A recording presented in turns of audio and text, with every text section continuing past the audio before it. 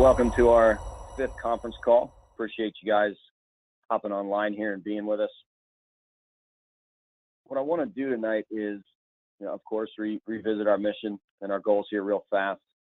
And tonight, instead of spending the call going over all the chapter curriculum, if you recall from some of our messages that flew around and some of our conversations, the goal was to try and put out a training video on the chapter curriculum now that we've had it for a couple weeks, and I was able to get our version of it out, I think, a week ago or over the weekend, and give you guys an opportunity to take a look at it and see what you thought. And then tonight we'll just kind of skim through and see if you guys have questions on the curriculum, and then spend just a little bit of time talking about the actual logistics of team facilitation, getting to Balfour, and what we need to do.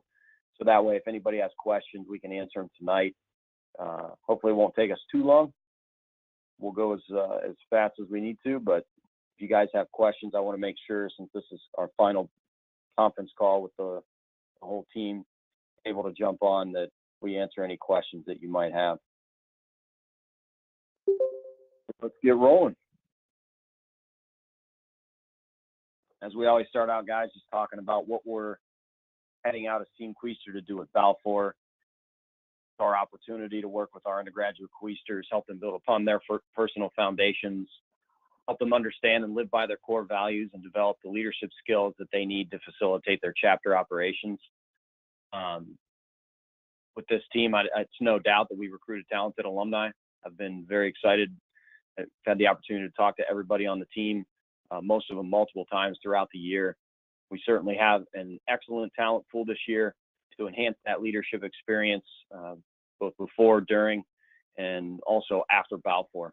So I'm looking forward to it, guys. I think that we're well on our way to hitting the ground running when we get to Bowling Green in just 2 weeks, and succeeding in fulfilling our mission for this year. So thank you all very much for your input, your help developing everything this year, and for donating your time and coming out to Balfour, coming up here real soon. So I want to dive in. I hope that everybody had an opportunity to go over the chapter curriculum, which is now in the Dropbox as part of the Team Quaestor Facilitation Guide. It's on the website, on the facilitation page, as a download with the Team Quaestor Facilitation Guide.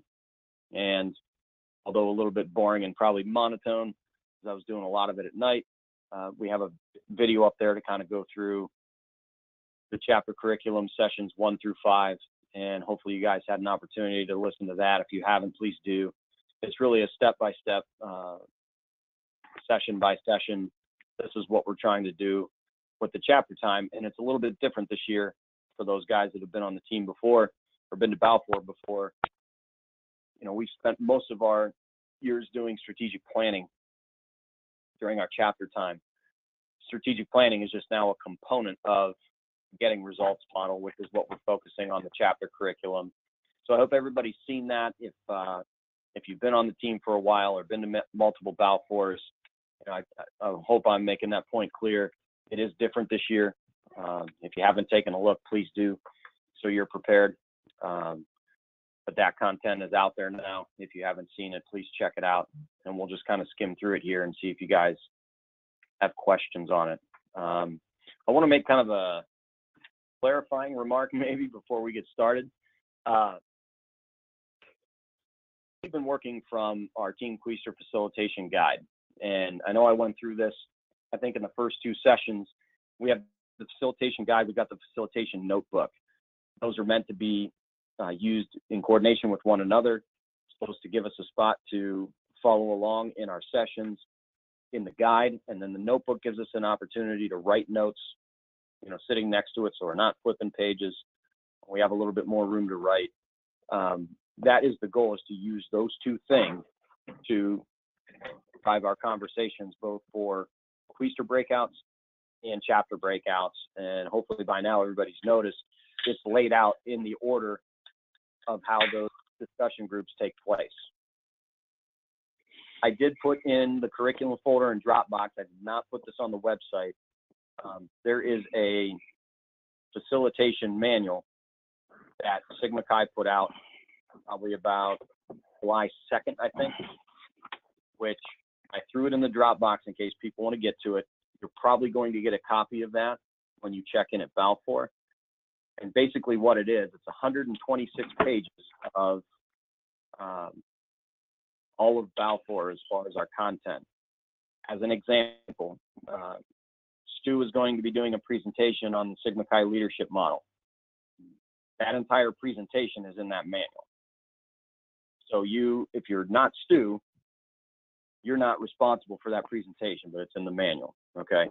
The goal for me of creating the facilitation guide is to try and pull out as much stuff, the stuff you guys don't need, and provide something that helps you in the actual session and kind of wade through all the other things that I don't, at least me personally, don't feel is relevant in the book. And it's not that the book isn't relevant, but it's got so much content that I wanted to pare it down. You know, there's advertisements and presentations, and some of the content that we're going to use for our division is not in there because it's generic, so it fits all divisions. So I just wanted to make that distinction in case you guys see that in the Dropbox. I wanted to make sure it's in there so that in case anybody wanted to look at it, they could. But it's a lot harder to follow, and there's nowhere to make notes. So I just wanted to make that very clear. The reason we're using the facilitation guide this year, which is a little bit different, is to see how it goes and see if it helps you guys out as opposed to the traditional manual. Now, I want to make a clarifying statement though. The information in our guide that we're using is the information that's in there. We're not disassociating from what Sigma Chi wants us to train our undergrads on and facilitate. It's the same stuff. It's just pulled out, presented, and pared down a little bit to fit the sessions. And we're going to talk about schedule in just a few minutes, and you're going to hopefully understand why. So I just wanted to make that clear so that when you guys get the Balfour and they hand you this manual, you go, what the hell is this thing? We didn't talk about this. That's on purpose. All right. And we can go through that a little bit more on Wednesday if we get there, if anybody has questions. So anyway, that's my clarifying statement. Does anybody have questions on that before we dive in?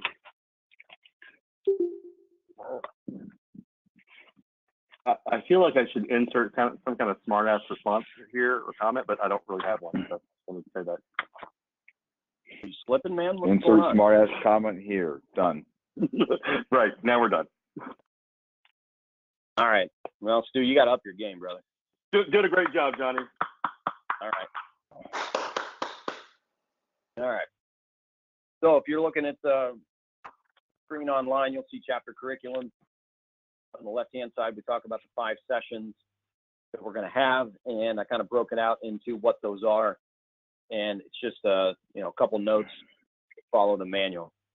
So the chapter session ideology 1 through 5, you can see the goal of each one is going to be the first session that you have is going to be connect with the undergrads. Obviously, they know each other, but you don't. So connect with the chapter. They set the expectations for Balfour as far as what they're trying to get out of it. You set the expectations as the facilitator, what you're trying to get out of it and provide, and the purpose of the chapter sessions. When you get into session number 2, you're going to talk about the takeaways from the previous night. We've got the Huntsman presentation, the Grand Council address, and the ritual experience, the Douglas R. Carlson ritual experience, which, and I've seen the outline of that, and it's going to be impressive. So, we want to debrief that in session number 2, which will be in the morning, the following day. And then there's going to be a ritual discussion, which is optional, that'll happen after the Douglas R. Carlson ritual experience. And some of the guys may go to that, some might not. But, we're going to be sitting in those sessions as facilitators. I want, everybody to take notes on the sessions they sit in on so we can talk about it. So the start of session number 2 will be the takeaways. And then we're going to get into the getting results model, steps 1 through 3. Just real quick on steps 1 through 3, it's kind of laid out to go over what the steps are and what they mean. I'll kind of leave that up to you guys when you get in those sessions, if you want to run an actual model that the chapter wants to talk about, or if you want to leave it 30,000 foot level, here's the discussion on what each one is supposed to be. Hopefully by the middle of session 2, when you start that, you'll have a good read on the chapter and determine whether it's time to get going, or if you really want to go through step by step and just have them understand what it is. So hopefully when you look through the facilitation guide and you see that second half of chapter session 2, you'll understand what I'm talking about. Session number 3 is going to be the getting results model, steps 4 through 7. That's because we don't have enough time in one session probably to get through all 7 steps of the model. So you can finish it out in that session number 3. And hopefully by then they'll understand the model. And if they do, you can start moving into chapter imperatives. I know I'm kind of overviewing, but you'll find out what the imperatives are that they want to talk about by the end of session 1. Then you'll run through the model. So by session 3, you're starting to work their imperatives through the model with them and facilitating them solving their problems, basically. Then session number 4 is going to be nothing but that. Use real life undergrad scenarios that they want to talk about, their imperatives, run them through the model. And then session number 5, you'll have enough time to finish that up. So between session 3, 4, and 5, you'll probably have the ability to go through at least 3 chapter imperatives that the undergrads want to go through and run it through the model. And the goal is going to be, by the end of those sessions, going through all 3 imperatives, that they understand the model while also having solutions to some of their problems. The goal this year is to send them home with the ideology of this model and understanding how to solve any problem, not just here's 2 or 3, to get you started. Good luck. We want them to go back and be able to execute the model there. And I fully understand from my experience, these guys aren't going to pick up on everything. We got 3 days. We've got 8 hours about with them in chapter discussion groups. So it's not that they're going to walk away and go, great, I know all the 7 steps and I got this nailed. But I think if we really jam home step number 3, which is helping them understand how to take whatever their brainstorming is, whatever their possible solutions are, and measuring against our virtues, our guiding principles, ethical standards. To me, that's the big win this year, is getting them to understand how to take those things that before they make the decision, measuring it against our virtues. I think that's our biggest goal this year, is to get them to understand that. I think sometimes our material is not built to identify that specifically. This year it is. So I just want to throw that out there. I think step number 3 is the biggest part of what we're doing. And then the last thing, and then I'll get to your questions if you have any, is helping them prepare their presentation for their province planning session. So they're going to prepare a presentation, they're going to deliver it. Full disclosure, I always work through the content that we had. If we got to that, great. If we didn't, oh well. The praters could help them through it. But this year, we changed the content, and we've got more information on how they go back and actually persuade the chapter on their vision and mission. And the province planning session is their opportunity to practice that. And we have the material in our chapter curriculum to support it. So I do want to kind of push that this year a little bit more than years past. Years past, it was all strategic planning and goal setting. This year, it's really, there's a focus in one of the steps. I think it's step 5, not having it in front of me, where they go back and they try and persuade. So we want to spend a little bit of time on that. But again, that's in the curriculum. It's in the training video, and the notes for all 5 sessions are in there to help you facilitate it. So at that point, we've given a quick overview of the chapter curriculum. Like I said, hopefully you guys have had a chance at it. Now it's been out for a couple weeks maybe, and I'll throw it open for questions, see what you guys have to say.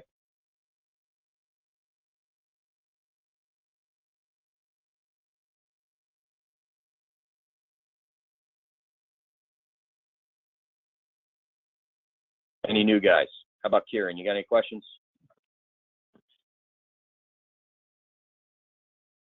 Not that I can think of right now.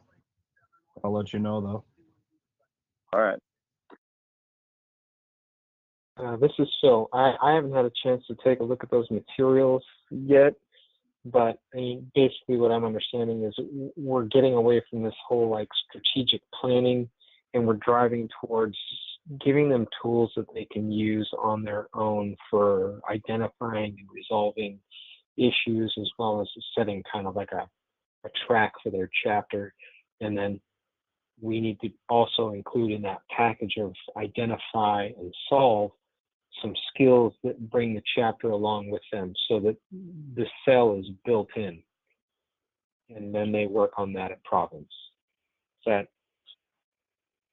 a good summary? Well, yeah, and to kind of clarify a couple things, Phil, if you haven't seen the content yet, the strategic planning is built into it. I should have pulled it up and had it in front of me. That's step number 4, is when they create their action plan. So now we're calling it action planning. It's strategic planning as you know it, and people that have facilitated it as fast as they know. It's the same thing. What we're doing now is expanding upon the leadership theory behind solving problems in the chapter, where that's just a component now. So step 1 is going to be identifying problems. Step 2 is going to be brainstorming possible solutions.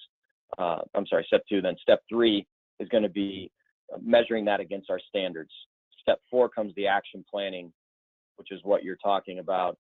And then from there, step 5 is execution. Step 5 is persuasion. Step 6 is execution. And then step 7 is learning, which you'll see in the model too. The learning piece is an after the fact. So we'll be able to talk about it conceptually at Balfour, but that'll be a follow-up piece when they get home. So to kind of answer your question, we're not fully disassociating with strategic planning. It's now just a smaller component. Does that make sense? I'm comfortable with it. Yep. That's basically what I've been teaching, but yeah, I'm good. I think once you see the materials, it'll be self-explanatory for you. Yeah. Okay. I think it makes a lot of sense.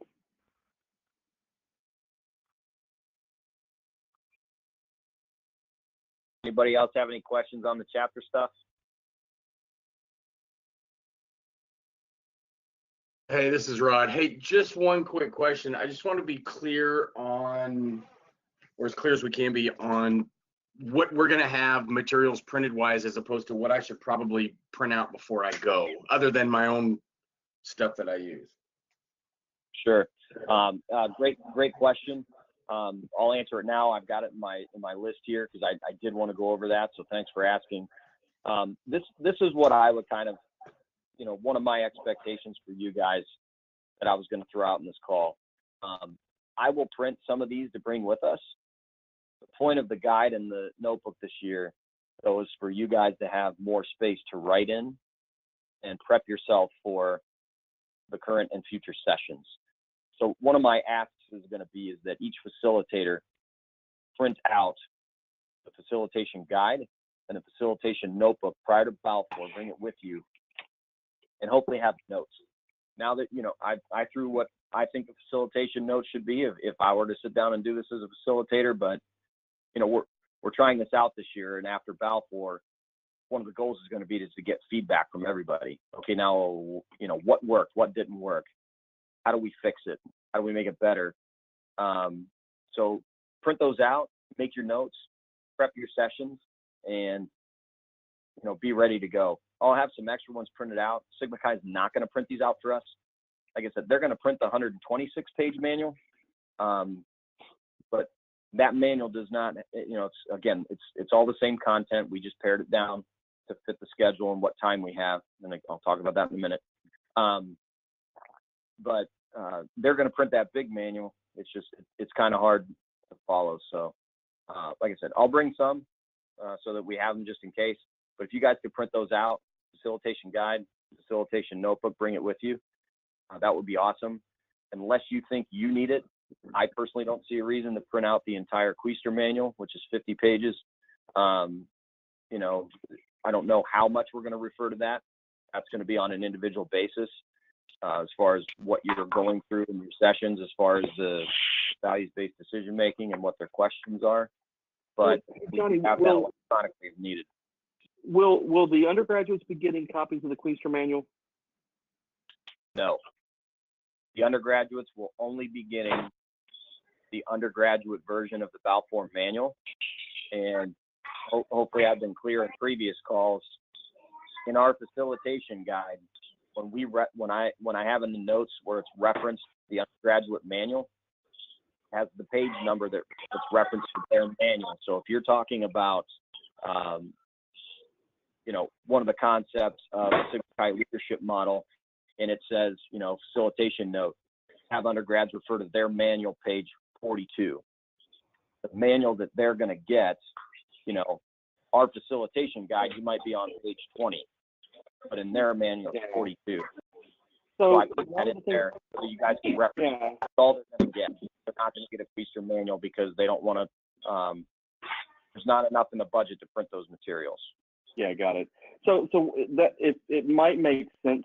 Yeah, I would recommend, guys, that maybe not to print out the entire Quaestor manual, but the beginning portions of it when we talk about the values, the principles, the guiding guidelines.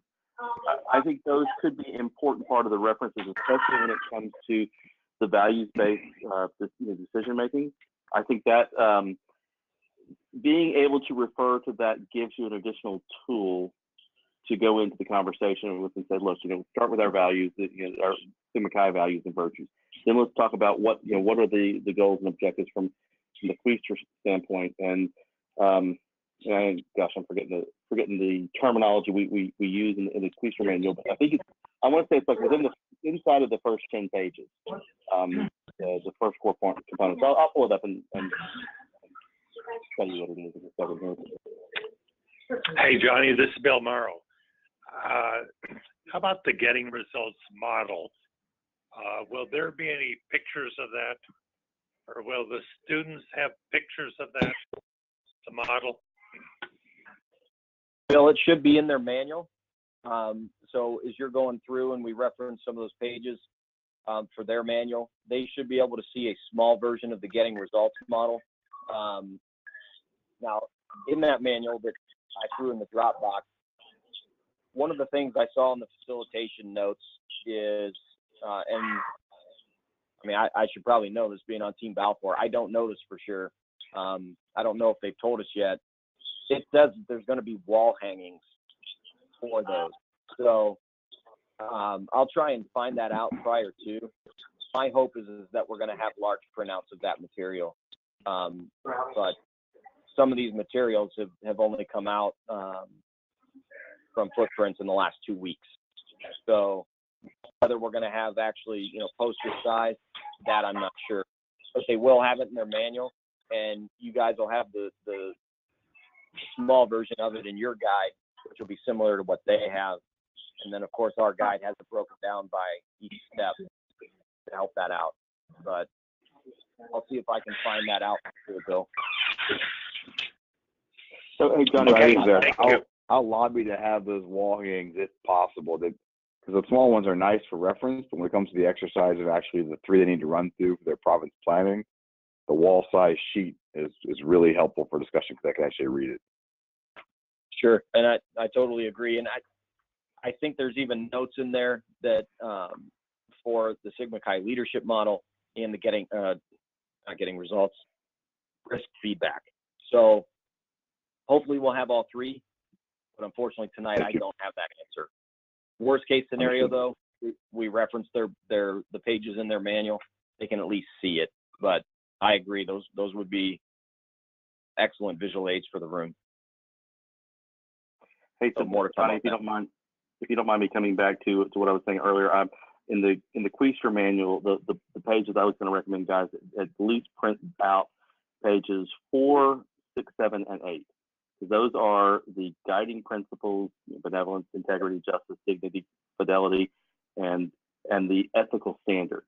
And the reason I say that and point it out is because those are the pages that they're most likely to skip over and never read, because it's kind of like, you know, an intro, but it helps position some of the values-based decision-making models a lot better, especially when you start digging into some of the ethical standards. It can take something from being vague and it could go either way to suddenly them saying, oh yeah, you're right, that doesn't meet privacy and confidentiality. I hadn't thought of it that way.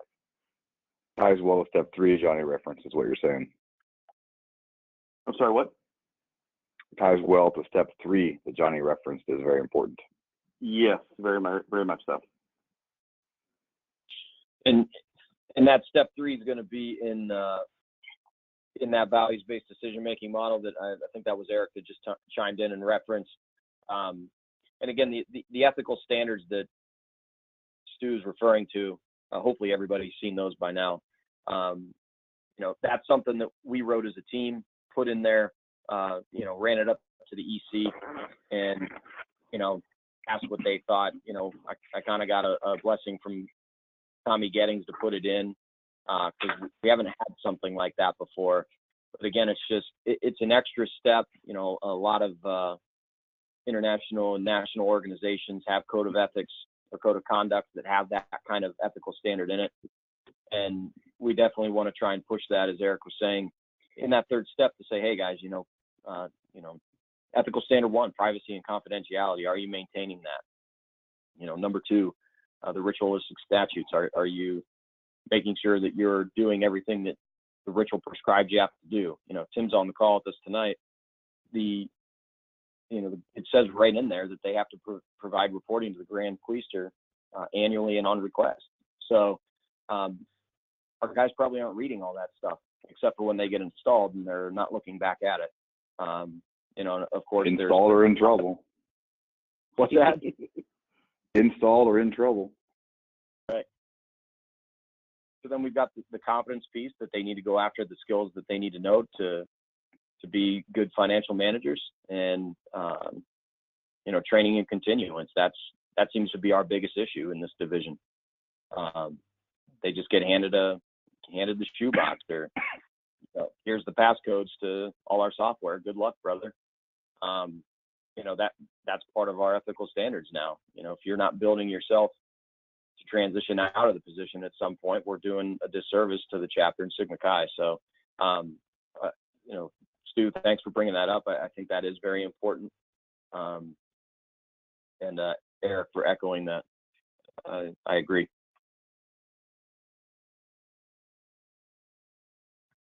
Anything else on the chapter curriculum that you guys want to clarify at this point?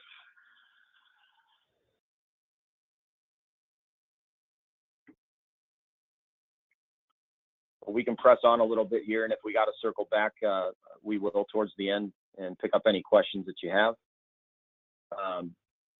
Real quick, guys, I want to fly through some travel schedule and logistics.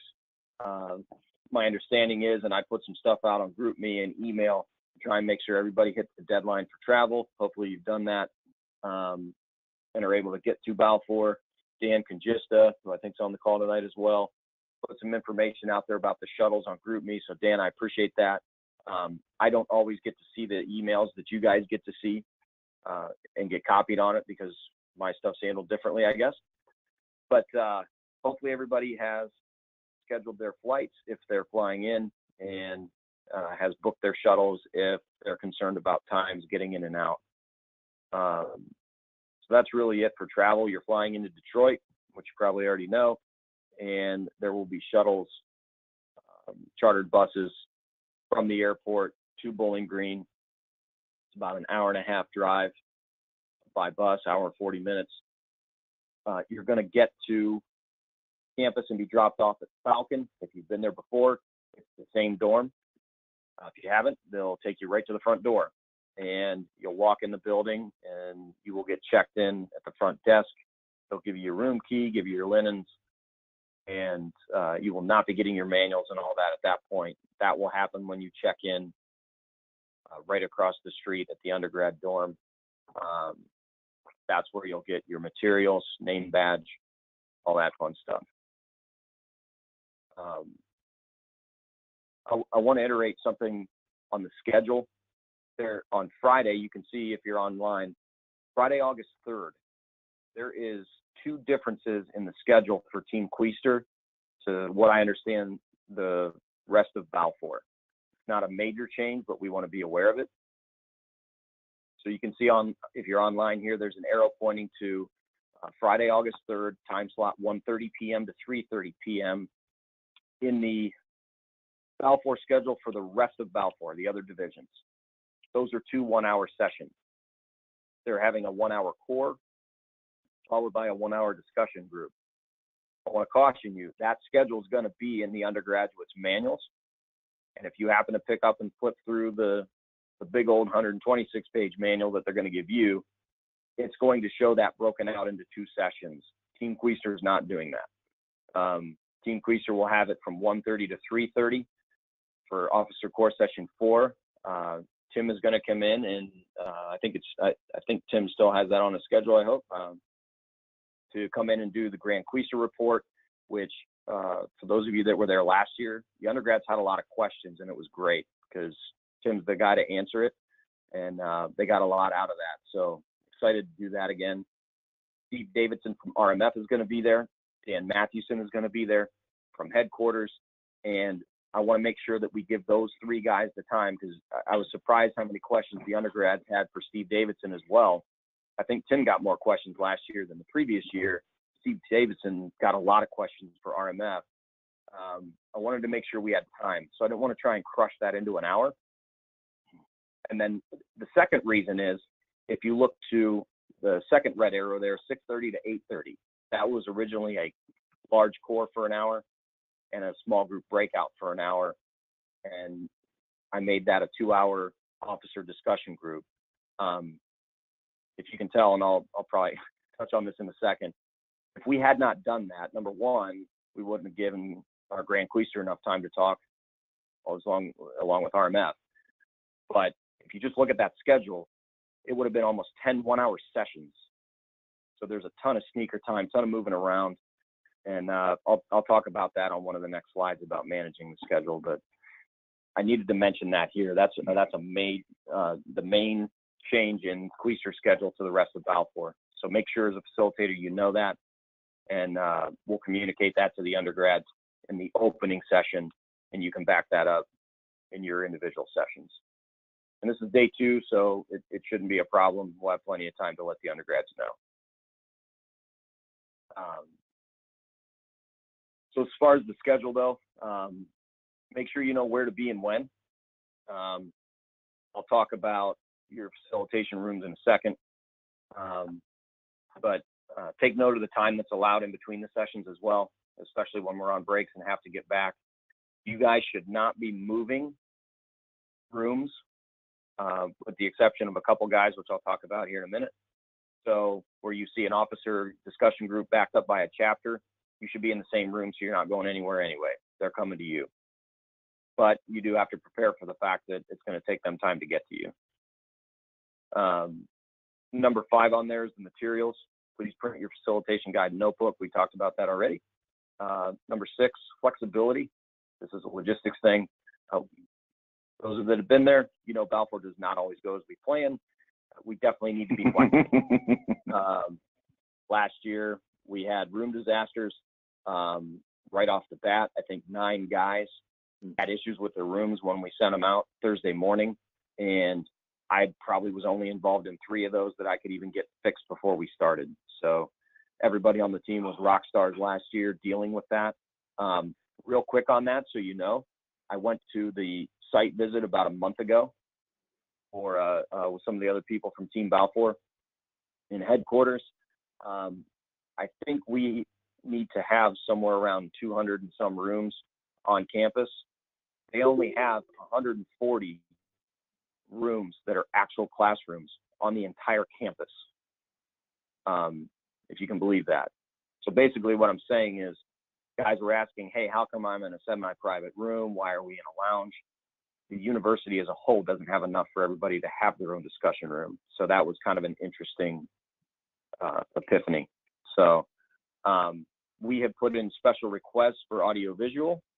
So I'll let you know when the room assignments come out. Hopefully everybody on Team Quaestor has a classroom. We're one of two students that requested that, so we made sure that we put that request in. My hope is every single one of you gets an actual classroom as opposed to lounges and stuff like that this year. So If not, we'll hope that. If not, we'll just hope that the weather's good outside. You'll what? If not, we'll just hope that the weather's good outside. That's right. Can I get a hoo-hoo? Woohoo! So number 7 is kind of like, we know there's going to be known unknowns and changes. Hopefully everybody is getting updates on GroupMe when we're on campus. Email sucks, not a good way to communicate. I'm going to be asking everybody to make sure they have GroupMe downloaded, and we will use that as our team communication to throw out updates and changes in real time. So that's what we'll use. So that is just a little bit on our schedule and logistics. Here's a little bit more of a breakdown on the facilitation. I'll try and be quick. On Wednesday night, everybody's supposed to be in there by 5 o'clock for faculty dinner, and that's dinner with the entire faculty of Balfour, all the other divisions. A couple of you guys let me know you're not going to be there for that because of when your flights come in, so no worries. Just get in town as fast as possible and text us when you get there. From 6 to 7, they're going to have like a little presentation from probably Team Balfour head Jeff Twibell and a couple other people. Afterwards, everybody's doing their faculty group stuff, training, whatever. Ours is actually reserved for Stone's Throw, which is a tavern not far from the dorms itself. I talked to the owner, Chris, who we've met throughout the years there, and he's going to give us a little back corner to sit in. And we've done so much training, and you guys have been so freaking awesome that I don't want to sit in a room for 3 hours at Balfour and, on Wednesday night talking about curriculum and shit again. There's no reason why if people have questions, we can't sit at a booth and talk about it. Of course, I'm here for you as a resource the entire time, but I wanted to give our team some time to just kind of chill out, relax, kick back, and actually get a chance to talk to one another, have a beer if you want, and just chill. Stu I think it was Stu or Phil, somebody kind of mentioned the alcohol policy this year. I'm getting a lot of phone calls on that. It's a little controversial, and it's a little bit, people have questions.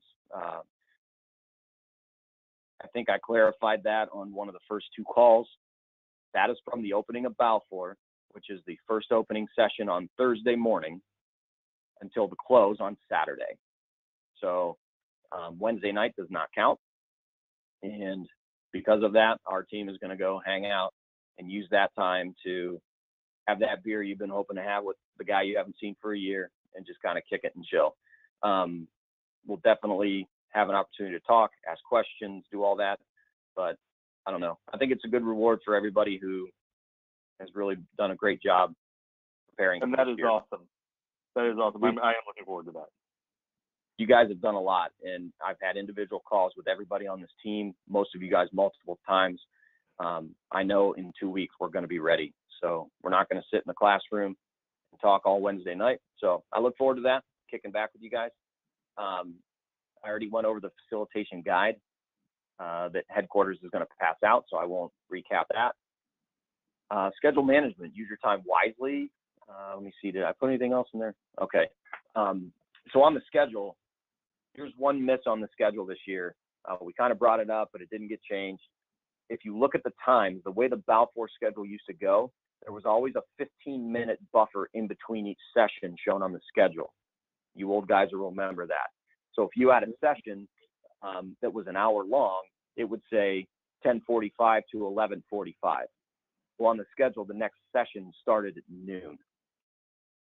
If you look at it this year, it's, as an example, on Friday, 10 a.m. to 11 a.m., officer discussion group 3. The next session is shown as 11 a.m. to 12 p.m., chapter discussion group 2. The schedule does not have the sneaker time built in, sneaker time being the time it takes for the guys to move from one session to the other. So where you think you have an hour, you probably have 45 minutes. So I want us all to be aware of that. The undergrads have to move, and for whatever reason, the schedule that was provided for Balfour this year did not accommodate for that as it has in years past. So I just wanted to throw that out there. Be prepared. The Quaestor small group assignments, some guys have already asked, am I going to know who my undergrads are for Quaestor group? Yes, you will. I think headquarters is going to have me that list within the week, and I will let you guys know who you're assigned to and who they are. So that'll get emailed out in an Excel file, but give me about a week on that, because right now I don't have the brothers who are registered and who's facilitating what yet. If you're a mentor or a mentee, we've done individual texts so you guys can introduce each other. If you haven't talked yet, please do. For the mentors, I at least want you to kind of talk and finalize some of your group dynamics for Team Quaestor time and kind of how you want those sessions to go with your mentees. So that's a small subset, so I won't spend a lot of time on that. If you guys have questions, hit me up. As far as the core presentations, all the logistics, just so you guys know as a team, all the logistics for the big presentations, which is going to be the Sigma Chi leadership model and the risk feedback model and Tim's Grand Quaestor and the RMF reports, people are going to be in place to handle logistics for that. So I appreciate everybody, wanting to help out. Me and Pete, the presenters, and any assigned facilitators will know what to do. And that kind of takes the burden off the rest of the faculty. You guys can take notes on those so you can bring those notes into your discussion. But for those who are wondering, hey, what am I supposed to do during that time? We should have everything handled if you haven't already been contacted about it. And you can chill out, take notes, and prep for your next session. So that would be good. One of the feedback points was that our late night team debriefs were a little much for guys last year, and some of them went kind of long because, well, we're along with the team. We like hanging out. We're going to try something different this year. We're going to get together on Wednesday night, hang out, and we'll kind of debrief the prep in conversations over a beer. Friday dinner time, which is going to be from 5 p.m. to 6:30 p.m. I think we've been told the student center will be open for food, and they kind of have better restaurants there. And the undergrad meal cards don't work there, but yours do. So I'll double check that, but that's going to be the plan, and we can talk about it on site. We'll do a dinner debrief mid-Balfour dinner Friday. So we'll just kind of go around the room and get a feel for how everybody's doing. So that'll be Wednesday night, and Friday dinner will be our only debriefs. At that dinner, we're going to do the Carlisle Award.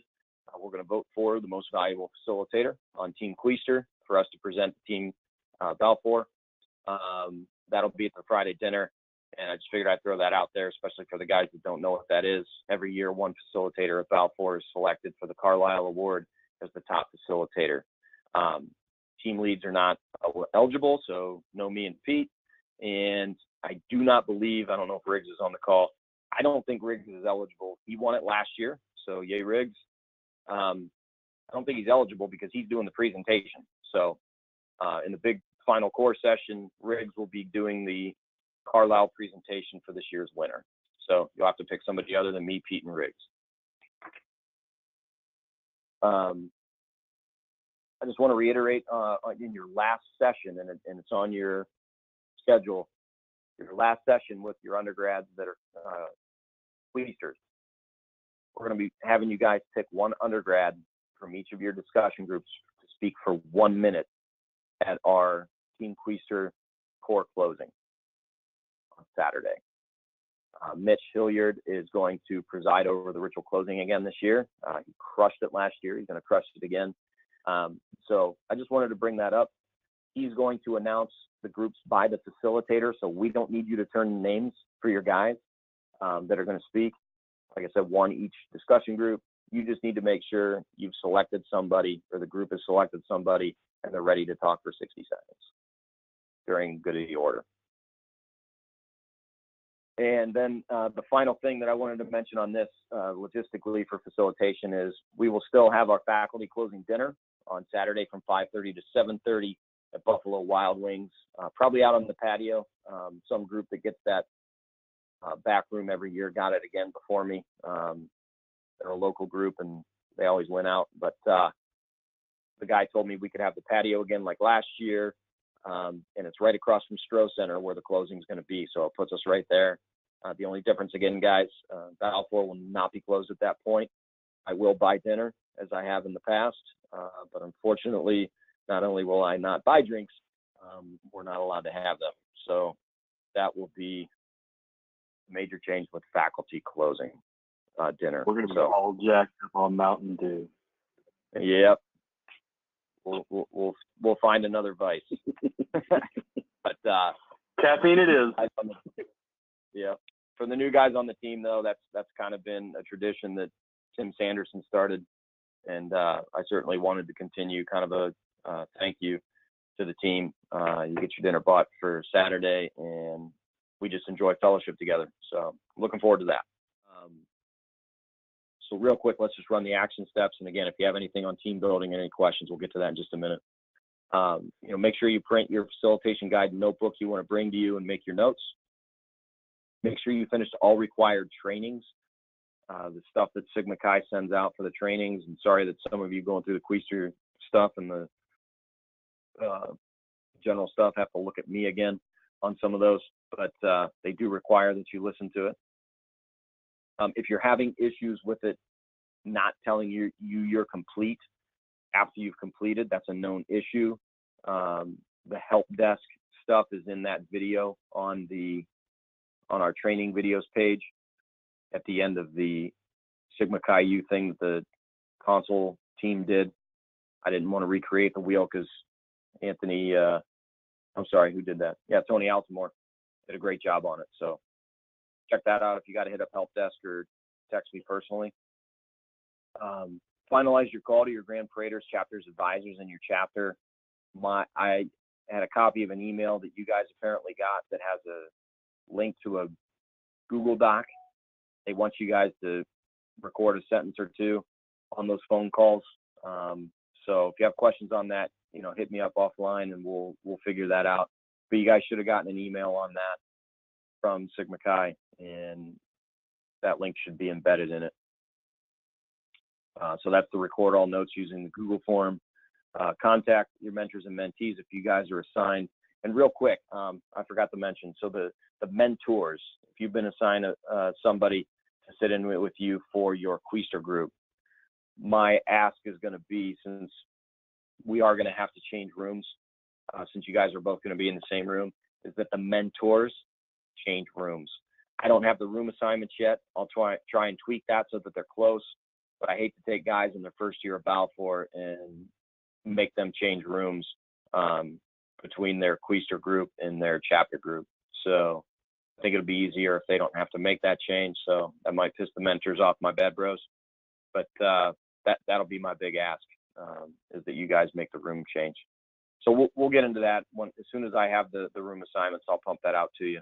I think I get to make the room assignments, so I'll try and go easy on you. As soon as the information comes out for your small Quaestor discussion group, plan on about 10 guys in each group this year.